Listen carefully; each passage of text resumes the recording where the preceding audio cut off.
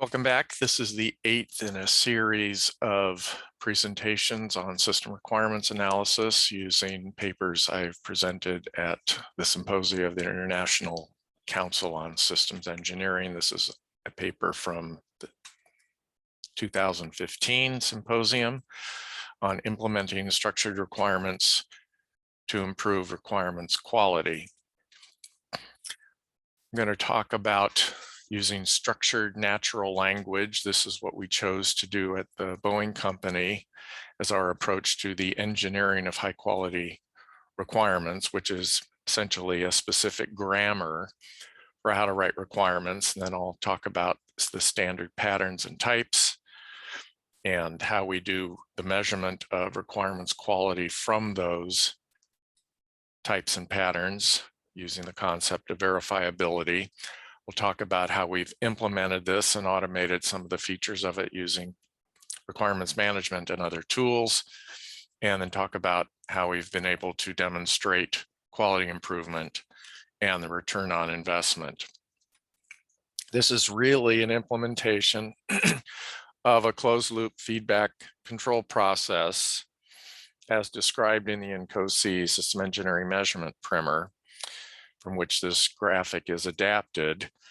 And we couple the measurement of the requirements quality back to the process through this feedback mechanism. So measurement becomes critical for being able to inform how well we are doing in executing the process of requirements development.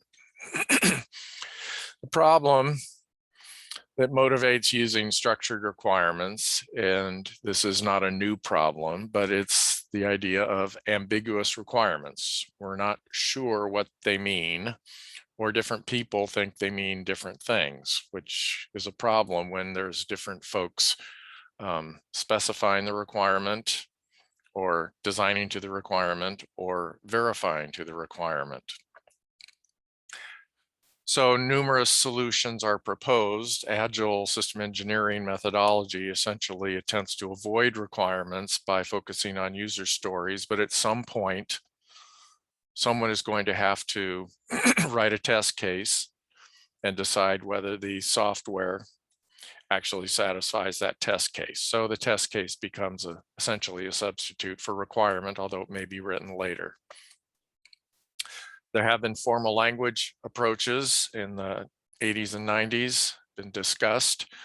They use mathematics, sometimes specialized languages, and these can be very difficult to learn, understand, and use, but they have the advantage of being very precise. We have chosen to adopt what we call structured natural language, using whatever our local language is. Ours is obviously English, and the standard grammars that might be associated with specific types of requirements and the related patterns. So people don't have to learn a new language. They just need how to learn their existing language. This approach helps our requirements engineers write more unambiguous and more verifiable requirements as required by, for example, US Military Standard 961 and related commercial standards like ARP 4754A and the ISO standard 29148. And some of the language in 961 is very specific about what you have to have. And here are some of the concepts in section 5.8. Each requirement shall be stated in such a way that an objective verification can be defined.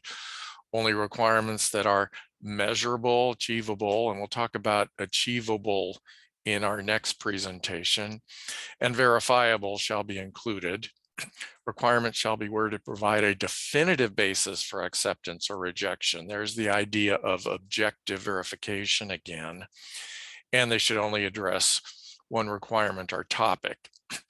We've developed a process to attempt to implement this, satisfy these requirements with a requirements management system and tool that allows us to develop requirements in natural language using a tool and satisfy whomever the operator is that we can actually develop and prove out the quality of the requirements that are developed. So this is a graphic from one of the patents. The structured requirements syntax takes the standard form, the agent shall what, how well, under what conditions, or in later presentations, I've said the who shall what, how well, under what conditions. That's the basics of what a requirement has to address in order to be complete and verifiable. So the agent, or the who, is the product or service entity that has the required characteristic or performs the intended function, such as a system of interest or an element thereof.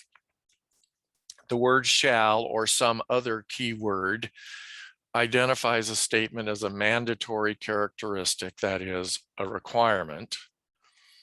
What is the function that describes what the agent does that is observable at its boundary? And I'm pleased that the latest INCOSE guides address this idea of observability of function very explicitly now. Or another mandatory characteristic or attribute of the agent, such as size or color. So it's about a what. The how well is the measurable characteristic of the function or a design attribute. This could be, for example, the performance attribute associated with the function and includes the timing of that function, how long or with what delay and so forth. Under what conditions actually addresses two specific considerations. First are general conditions like modes, states, environmental conditions, characteristics of the entity itself that are present when the agent performs its function or has the stated property, such as weight. Is it a dry weight or an empty weight, so forth. The inputs, the second type of condition, are triggering or initiating events that are also observable at the boundary that cause the agent to perform the function. And we separated these two types of under what conditions because it enables us to structure the requirements more clearly. So these are the characteristic elements of a good requirement, and this basic structure goes back decades in the literature and in the practice in industry. So we've identified 4 types of specification requirements plus a verification type that I will not address here. And one of the reasons is there's only 4 is it's easier to train and teach, requisite parsimony and so forth. So we focus on the specific types and what they're needed for. In our guidance then to our users, the functional performance type, these are requirements that are related to the mission, the reason for existence of whatever the system of interest is or does. And the purpose is to define the functional behavior, characterize the performance, and identify interfaces with other agents, other systems of interest. How is the system going to actually interact? What inputs and outputs, for example, are being exchanged? The second type is what we call a design requirement, which is solution-oriented. How to design the agent or its elements, or how to fabricate the agent or its elements. The use of specific materials, processes, or standards, or the exclusion of certain materials, for example, or how to test it and its agent, the system or its elements, or to define the implementation of interfaces with another agent. For example, the kinds of standards to use for a particular function, whether it's digital information or alternating current power or something else. There may be standards that could be called out that constrain the implementation of the interface that is associated with things, measurable things like power and current and specific messages or information. The third type, environmental requirements, address the global conditions under which the system of interest is operating, whether they be natural environments like humidity and temperature that the agent must survive and operate through or be transported through, or to define an induced environment that is generated locally or by the system itself, like temperature arising from heat or electromagnetic interference or specific kinds of threats, electromagnetic, kinetic, and so forth, that the agent must survive and or operate through. The last type are what we call suitability requirements that address fitness for use, non-mission specific kinds of characteristics that tend to arise from what we call specialty engineering. The ilities like reliability, maintainability, supportability, and availability, or some of the other specialty engineering topics like safety, human factors, training, and logistics. Again, these are slightly different from the functional performance type because they tend to be common across different kinds of systems and not necessarily mission specific. Each of these then has its own pattern and characteristic elements, and therefore have its own approach to being measured based on measuring the who, shall, what, how, well, under what conditions for that type and pattern. So each of these has its own grammar, and we've identified these 4 types in our tools and the characteristic elements that can be applied to each of them. And I'll go through those individually now. So the functional performance type is the most complicated. You can see it uses almost all of the elements that are listed here in the green color. The agent shall perform a function in accordance with some interface constraint output with a certain performance, how well the function is performed. And if it's a triggered event, there's an optional clause that has timing, the event trigger, and the constraint on the input, while subject to or in some condition. So these are the mission-oriented characteristics. Notice that we've combined the name because, in contrast with some other guidance, there cannot be a functional requirement without a performance attribute, and there cannot be a performance attribute without a characteristic like a function. So we've renamed this type to make it explicit and clear that both function and performance, as well as condition, are required. The design type characterizes what a system is. So the agent shall exhibit a certain design constraint or characteristic with some optional elements like performance and condition. So for example, you wanted to say something was painted a certain color. Well, you might describe either by color standard or wavelength under illumination, or it has to have a certain weight. Then we would describe that weight as the performance characteristic. But what are the conditions of the element in when it's being weighed, for example? So these are some optional elements in brackets here. The environmental type, the agent shall exhibit a certain characteristic during, after, or during and after exposure to a particular environment with some optional exposure duration. So this characteristic should be something specific that is verifiable. Survive tends to be a little bit too ambiguous because one person's definition of survive may be different than another's. So is it operate through, meet all the other requirements while it's exposed to or after exposure to a certain characteristic environment during some other operating mode like transportation? So these are basically descriptions of conditions, but they have to address what is the verifiable aspect of the system during and after exposure to whatever that environment is. The last type are the fitness for use characteristics we call suitability. The agent shall exhibit some characteristic, and these tend to be more holistic characteristics about the system of interest, but there's a required performance attribute and a required condition statement, like have a reliability while it's being exposed to a certain environment for a certain duration. And there may be an optional condition duration. So with these 4 types and their related elements in the tool, then we now have the patterns that are necessary to be able to write requirements with respect to what the system of interest needs are. We're not the first ones to identify patterns.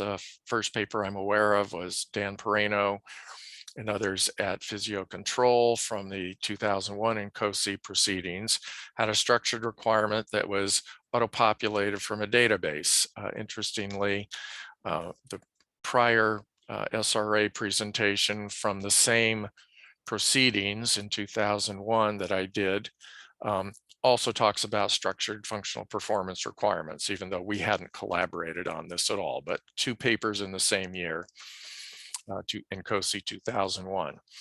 More recently from the Reuse Company in their automated tools, the idea of a structured requirement, the item shall do something with some constraint. The ISO IEC IEEE standard 29148, condition, subject, action, object, constraint. So we're not the only ones that are understanding that we need to have a structured approach to the requirements so we can make progress in improving actually how we write requirements and measuring them. And the 29148 is reflected in the INCOSE guide for writing requirements. This is from the 2012 version, but I think the standard as it looks the same in the latest update to the guide. The subject clause, shall, action verb clause, object clause, optional qualifying clause, and condition clause. What we've done is then use this idea of patterns and elements of requirements to begin measuring not just the total requirement statement, but make more exacting measurements based on each element or each required element of the individual types. So we measure not only that whether there is that required element for that type, but how well that element describes what needs to be there. So we have to identify the requirement type. From that, we derive the element fields based on the type, apply the criteria based on the criteria for each of the element fields, and then yield a score. When we do this, and this is a bar graph from one of our programs, actually several of our programs, when we first introduced this in 2008, we began doing this. It's a graded score from 0 to 4. We found that anything less than a 2.0 is the equivalent of a failing grade. The requirement is so ambiguous as to be not clear at all what is needed. And then we have improvements. We found that above 3.0 was really a stretch for most of our requirements writers, but that began to get us into the area of a good verifiable requirement. Most of our requirements ended up being in the 2 to 3 category, the low 2s, which probably isn't good enough to manage programmatic risk. And rather than a binary score, which typically only measures whether that element of the requirement is there or not, we actually evaluate the quality of the element according to criteria based on whether or not content is missing and whether or not the content that is present is correct for the identified type of the requirement. And that's from the US patent, which is assigned to Boeing. So this is where we began in the late 2000s. Excuse me. And we've recently implemented this in our requirements management tools to help us write and provide immediate feedback to the requirement writers regarding the quality of what they are writing. So closed loop feedback control using requirement quality measurement to improve the process in the execution of that process in writing good requirements. So this is a graphical user interface for an adaptation for the doors requirements management tool, where we identify what the requirement type is, in this case, functional performance, and then we show all the elements of the requirement for that requirement type. So the user selects the requirement type and then the current requirement, whatever it is, and the pattern. So here would be the existing requirement if it existed, and here's the pattern that the writer must write to. And this will be a concatenation of what the user will then enter in these various fields. So they can enter information, the name of the agent, the function, the interface output, performance attribute, condition statement, and the optional characteristics, or the trigger, constraint on the trigger and the timing. And once they enter that, putting in whatever the text is, then that will be evaluated. Once they hit the show requirement, then this tool will concatenate those text pieces into a requirement statement. And then the user can modify the text strings, the text pieces, to make it read properly as an English sentence and have the correct technical content. Once that is completed, then they will get feedback and preliminary scoring by the tool that will say, based on some criteria we've coded in, a score from 0 to 4, whether the tool thinks it's done well or not. So this is not very sophisticated, but it provides some immediate feedback without other user intervention, and some criteria that explains why the score is what it is. So if there's nothing in one of the mandatory fields, it'll say you got a 0 because there's nothing there. And it will attempt, the tool will attempt to parse the language in order to provide feedback regarding the presence and quality of the content provided. So when the user's satisfied, they've done the best they can, and they click save, and then this becomes the requirement that's being used in the requirements management database. One constraint we placed on this process is, if you're using this graphical user interface, you cannot go and modify this requirement statement unless you go back through this process. And this actually sets us up quite well for future work in creating requirements from the architecture elements, because then we've linked these pieces like the function, the interface inputs and outputs, the condition statement, to architecture elements that I talk about in some of the subsequent presentations that have already been posted in this YouTube channel. So we limit how much the requirement writer can get into the middle of the requirement statement by forcing them to address the pieces of the requirement statement and allow the tool to do the concatenation.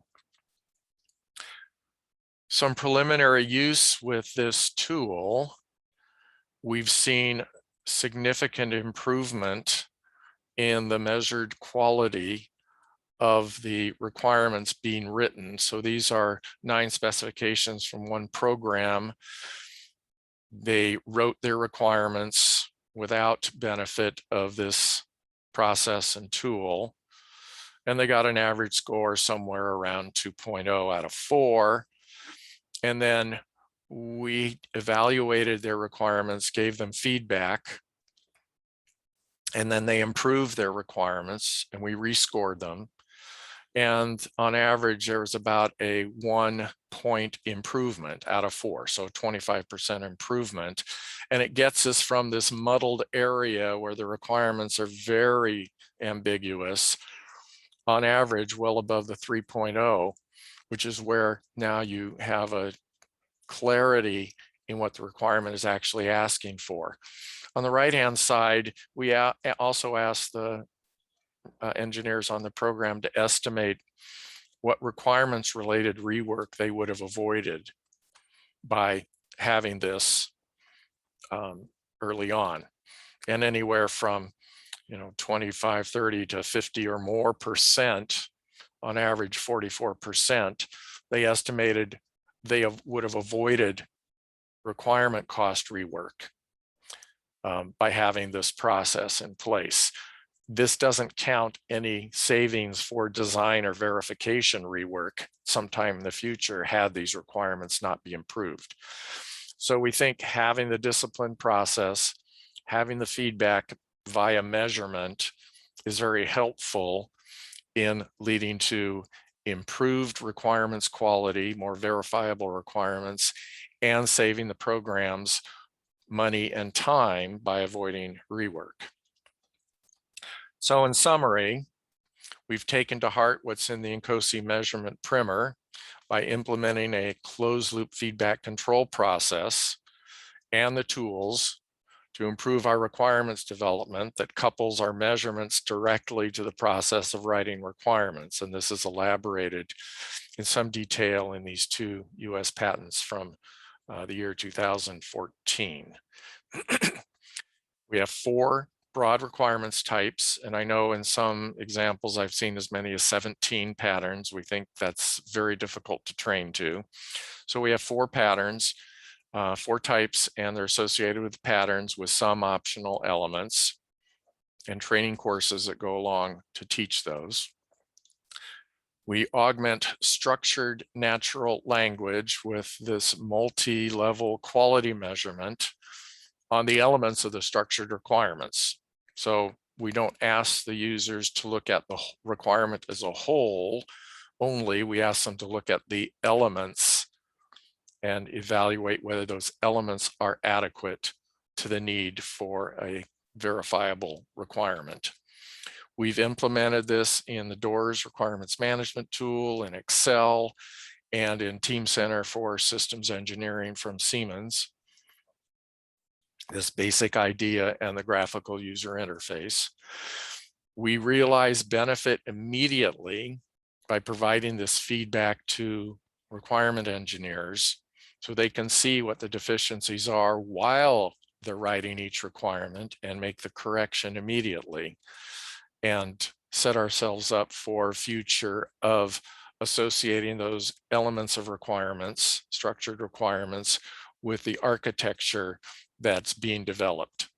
And that, as I said, that's discussed in one of the other presentations in this channel. And finally, earlier identification of ambiguous and unverifiable requirements, when it's corrected, reduces the program risk and explicitly yields cost avoidance compared with later discovery. And I have a contact information. I'm not sure at this point in 2021 whether this is still a good electronic mail, but I'm sure you can find someone in the Boeing company if you're interested in using either of these patents in your own work. So I thank you very much for your attention. I look forward to seeing you in the next presentation.